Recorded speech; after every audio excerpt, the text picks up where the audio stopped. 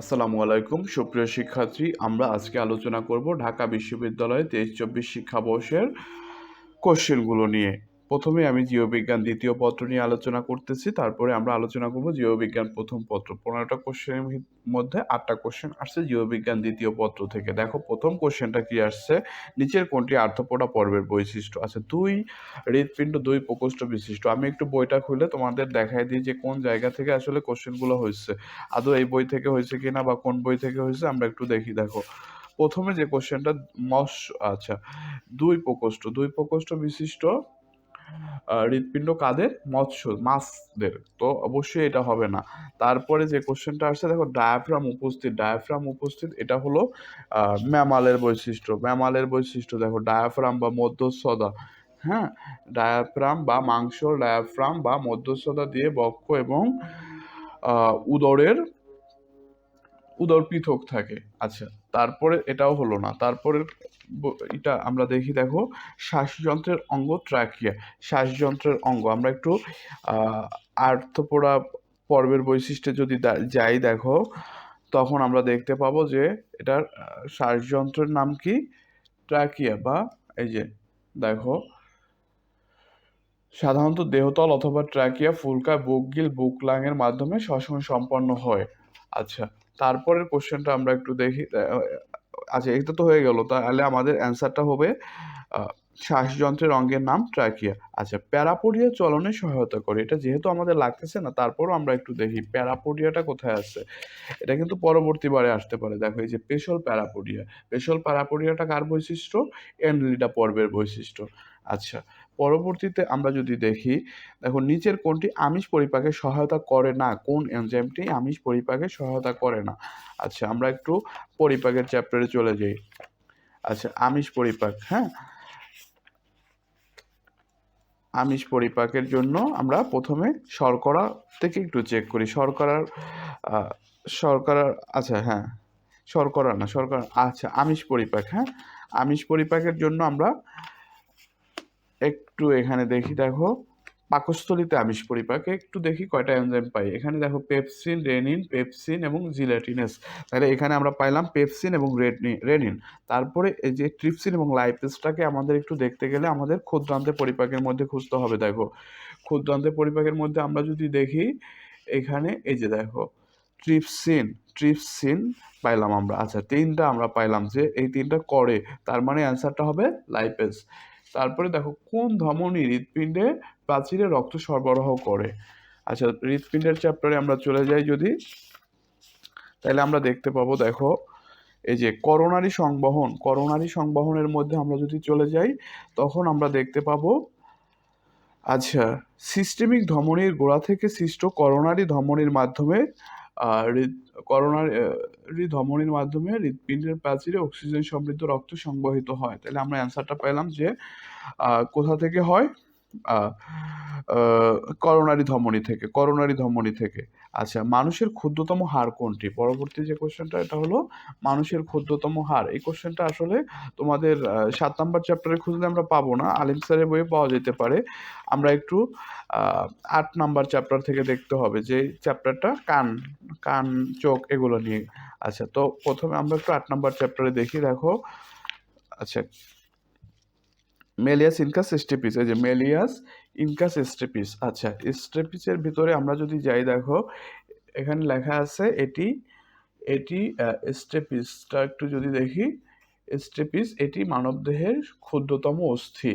আচ্ছা, পরের কোশ্চেনে আমরা চলে যাই। দেখো পরের কোশ্চেনটা কি? আচ্ছা, নিচের কোনটি মলাস্কা পর্বের প্রাণী? আচ্ছা, মলাস্কা পর্ব, এটাও আমরা যদি অ্যান্সার খুঁজতে চাই প্রথম চ্যাপ্টারেই পাবো আমরা। এখন দেখি মলাস্কা পর্বে প্রথমে যে প্রাণীটার দেয়া আছে, ওচেরিয়া ব্যাংক্রপ্টিটা আমরা কোন কোন পর্বের প্রাণীর মধ্যে দেখি, কেননা তোমার যে পর্বেরই হোক পরবর্তীতে দেখা গেছে যে ওই কোশ্চেনটা এখান থেকে আসতে পারে। যে উচেরিয়া ব্যাংক্রপ্টি, এটা হলো নেমাটোডা পর্বের বৈশিষ্ট্য, নেমাটোডা পর্বের প্রাণী। কোন পর্বের? নেমাটোডা পর্বের। আচ্ছা, তাহলে আমাদের মিললো না। পরবর্তীটা অপশনটা দেখি আমরা, নিয়েনথিস ভাইরেনিস। আচ্ছা, এটাই এই বইয়ে নাই, তোমাদের বইয়ে এটা আলিম স্যারের বইয়ে আছে যে এটা হচ্ছে একটা আর্থ্রোপোডা, নিয়েনথিসটা একটা আর্থ্রোপোডা পর্বের প্রাণী।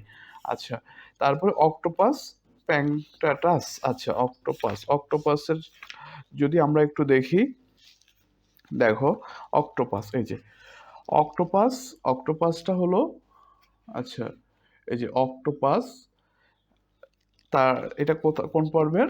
মলাস্কা পর্বের। আচ্ছা মলাস্কা পর্বের প্রাণী, অক্টোপাসটা হলো মলাস্কা পর্বের প্রাণী। আচ্ছা তারপরে আমরা পাইলাম, তাহলে অ্যান্সারটা পাইলাম যে নিচের কোনটি মলাস্কা পর্বের? অক্টোপাস। আচ্ছা পরবর্তী যে কোশ্চেন আছে দেখো, কোন পর্বের প্রাণীতে মেসোগিলিয়া থাকে? আচ্ছা মেসোগিলিয়া থাকে।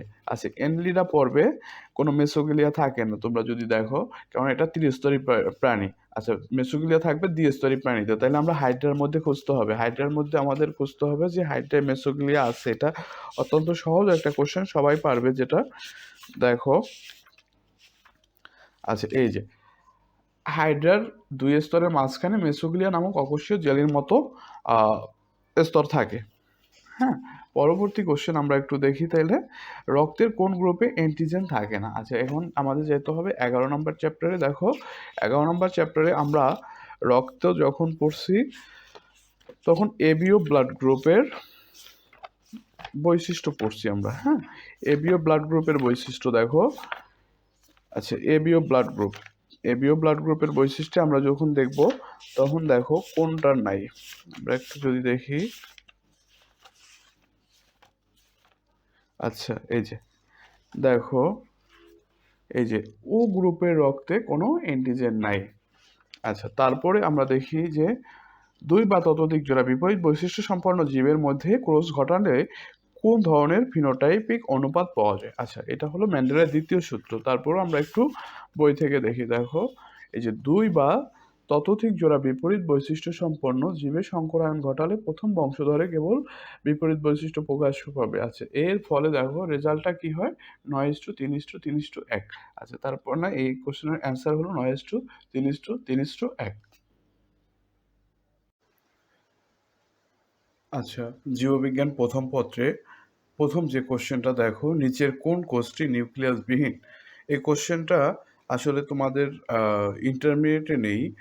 এই কোশ্চেনটা অ্যান্সার করতে গেলে তোমরা এসএসসির বেসিক দিয়ে করতে পারবা। দেখো এখানে তোমরা সিব নল প্যারেনকাইমা কোলেনকাইমা ট্র্যাকিড সম্পর্কে পড়ছো, ওইখানে সিব নল ছিল, সিব নলের সাথে সঙ্গী কোষ ছিল, এখানে কিন্তু নিউক্লিয়াস ছিল না। হ্যাঁ, সিব নলের মধ্যে ছিল না, কিন্তু সিব সঙ্গী কোষের মধ্যে ছিল।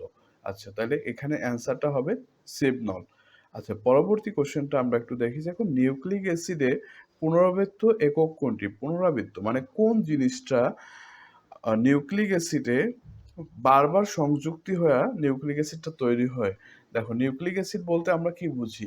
ডিএনএ এবং আরএনএ। আচ্ছা ডিএনএ এবং আরএনএ কিভাবে গঠিত হয়? আমরা জানি যে অনেকগুলো নিউক্লিওটাইড নিয়ে। হ্যাঁ, নিউক্লিওটাইডগুলো দেখো, নিউক্লিওটাইডগুলো একটা আরেকটার সাথে বন্ধন গঠন করে, পলিনিউক্লিওটাইড গঠন করে, এবং পলিনিউক্লিওটাইডটাই একশো তোমার ডিএনএ গঠন করে। আমরা একটু যদি বই থেকে দেখি, দেখো আচ্ছা এই যে এখান থেকে আমরা দেখতে পাবো যে অনেকগুলো নিউক্লিওটাইড ফসফোর ডাইএস্টার বন্ধনীর সাথে যুক্ত হয়ে একটি লম্বা রৈখিক শিকল তৈরি করে, একে বলা হয় পলিনিউক্লিওটাইড, এবং প্রত্যেকটা একক হেলিক্স একটি পলিনিউক্লিওটাইড। আচ্ছা ডিএনএ অণু মানে নিউক্লিক অ্যাসিড আর কি, নিউক্লিক অ্যাসিড বলতে আমরা ডিএনএ কে বুঝি, প্রতিটি একক হেলিক্স একটি পলিনিউক্লিওটাইড চেইন। আচ্ছা দেখো পরে যে কোশ্চেনটা আমরা দেখব, নিচের কোনটি রেস্ট্রিকশন এনজাইম নয়? আচ্ছা এই কোশ্চেনটা অ্যান্সার করতে গেলে দেখো আমরা রেস্ট্রিকশন এনজাইমে যেতে হবে। এই কোশ্চেনটা আসলে আলিম স্যারের বই থেকে করা হয়েছে। দেখো রেস্ট্রিকশন এনজাইম নয়।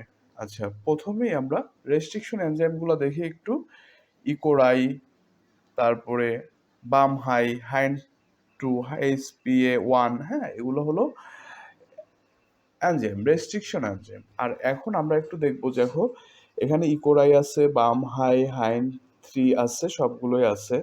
এখন দেখো এই যে PBr322 এটা আসলে কোনো রেস্ট্রিকশন এনজাইম না, এটা একটা প্লাজমিড। দেখো এটা হাসান স্যারের বইয়ে নেই, যে আমি প্লাজমিড থেকে বলতেছি। এই যে দেখো প্লাজমিডের প্রকারভেদ বা প্লাজমিড থেকে আলেম স্যারের বইটা থেকে দেখো, এই যে এটা একটা রূপান্তরিত প্লাজমিড, এটা একটা রূপান্তরিত প্লাজমিড এবং জিন প্রকৌশলে অতি ব্যবহৃত প্লাজমিডের রূপান্তরিত প্লাজমিডের উদাহরণ হিসেবে বলা আছে PBr322, মানে পিতে প্লাজমিড এবং বি এবং আর এ হলো বলিভার এবং রদ্রিগেজ, দুইজন বিজ্ঞানী এটাকে তৈরি করছে এবং কতগুলো প্লাজমিডের সমন্বয় 322টা, হ্যাঁ।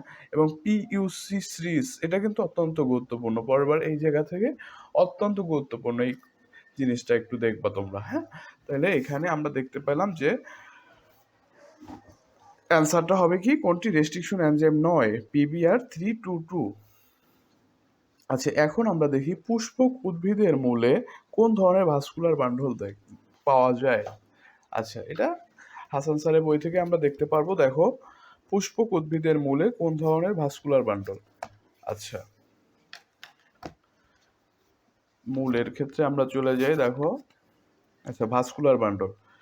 আচ্ছা, আমরা যদি দেখি লাইনটা হুবহু এখান থেকে আসছে, দেখো পুষ্পক উদ্ভিদের মূলে এ ধরনের ভাস্কুলার বান্ডল দেখা যায়, এ ধরনের ভাস্কুলার বান্ডল দেখা যায়। কোন ধরনের ভাস্কুলার বান্ডল? ওরিও, হ্যাঁ, ওরিও ভাস্কুলার বান্ডল।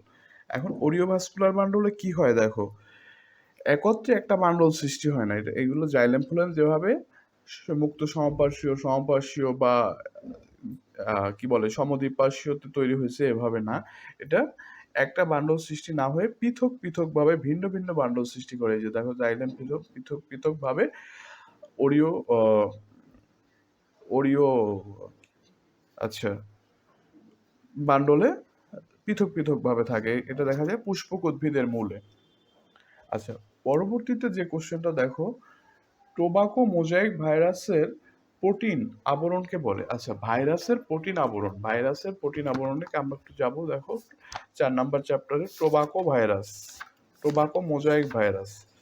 আচ্ছা, টোবাকো TMV, হ্যাঁ, TMV ভাইরাসে দেখো, এই যে বলছে প্রোটিন আবরণকে বলা হয় ক্যাপসিড। টোবাকো ভাইরাস, মোজাইক ভাইরাসের প্রোটিন আবরণকে, সব ভাইরাসের প্রোটিন আবরণকে বলা হয় ক্যাপসিড, এবং ক্যাপসিড বহু উপ-একক দ্বারা গঠিত, এর নাম হচ্ছে ক্যাপসোমিয়ার। আচ্ছা, আমরা যদি একটু চিত্রতে দেখি, যে ক্যাপসিড, এগুলো সবগুলোকে বলা হয় ক্যাপসিড এবং এক একটাকে বলা হয় ক্যাপসোমিয়ার। এখানে আরেকটা অপশন দিয়েছে দেখো, আরএনএ সূত্রকে, এটাকে বলা হয় ভিরয়েডস, এখানেও এই অপশনটাও আছে। আচ্ছা, ভিরয়েডসটা কিন্তু অত্যন্ত গুরুত্বপূর্ণ। এবং আচ্ছা, পরের কোশ্চেনে আমরা চলে যাই। দেখো, নিচের কোনটি পনির তৈরিতে ব্যবহৃত হয়? এটা শর্ট সিলেবাসের বাইরে থেকে করা হয়েছে। দেখো, সেল কেমিস্ট্রি থেকে আমরা যদি একটু দেখি এনজাইমে, হ্যাঁ, নিচের এগুলো সবগুলোই কি এক একটা এনজাইম। আচ্ছা, এনজাইমের ভিতরে আমাদের যেতে হবে। দেখো, আচ্ছা এনজাইম, বিভিন্ন ধরনের এনজাইমের ভিতরে আমরা দেখো ব্যবহারিক জীবনে এনজাইমের প্রয়োজনীয়তার ভিতরে আমরা একটু দেখি। এই যে দেখো, পনির তৈরিতে, দুধ থেকে পনির তৈরিতে রেনিন এনজাইম ব্যবহৃত হয়। আচ্ছা, প্রশ্নটা কি ছিল? পনির তৈরিতে কোন এনজাইম ব্যবহৃত হয়, হ্যাঁ, তাহলে রেনিন, অ্যান্সার হবে রেনিন। দেখো, আচ্ছা, পরবর্তীতে 7 নম্বরে যে কোশ্চেনটা দেখো, নিচের কোনটি হ্যাশ সিলেক্ট চক্রে কার্বন ডাইঅক্সাইড গ্রহীতা?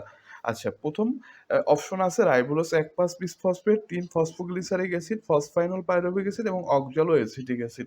আচ্ছা, এবং হ্যাশ সিলেক্ট চক্রটা আমরা একটু দেখি, হ্যাশ এবং সিলেক্ট চক্রের মাধ্যমে যে কিভাবে গ্লুকোজ উৎপন্ন হয়। আচ্ছা, আমরা একটু হ্যাশ সিলেক্ট চক্রটা একটু দেখি। দেখো, আচ্ছা, এই যে হ্যাশ সিলেক্ট চক্র, হ্যাশ সিলেক্ট চক্রতে দেখো প্রথমে এই যে ফসফাইনল পাইরুভিক অ্যাসিড, 3 কার্বন বিশিষ্ট ফসফাইনল পাইরুভিক অ্যাসিড কি করে, এই যে কার্বন ডাইঅক্সাইড গ্রহণ করে, কার্বন ডাইঅক্সাইড মিলে, এই যে কার্বন ডাইঅক্সাইড, বায়ুর কার্বন ডাইঅক্সাইড। অ্যান্সার, প্রশ্নটা ছিল যে হ্যাসলাক চক্রে কার্বন ডাইঅক্সাইড গ্রহীতা, তার মানে ফসফাইনল পাইরুভিক অ্যাসিড। আচ্ছা, এই কার্বন ডাইঅক্সাইডের সাথে মিলিত হয়ে এটা কি আকারে হয়? দেখো, বাইকার্বনেট আকারে মিলিত হয়, তারপরে এটা তৈরি করে কি অক্সালো অ্যাসিটিক অ্যাসিড, কি উৎপন্ন করে? Oxaloacetic acid. তাহলে এখানে অ্যান্সার হবে দেখো phosphoenolpyruvic acid. Thank you. আচ্ছা, এরকম আরও ভিডিওগুলো যদি তোমরা দেখতে চাও বিভিন্ন বিশ্ববিদ্যালয়ের প্রশ্ন সলভের, তাহলে অবশ্যই তোমরা কমেন্টে জানাবা। আর সাবস্ক্রাইব করার জন্য ধন্যবাদ।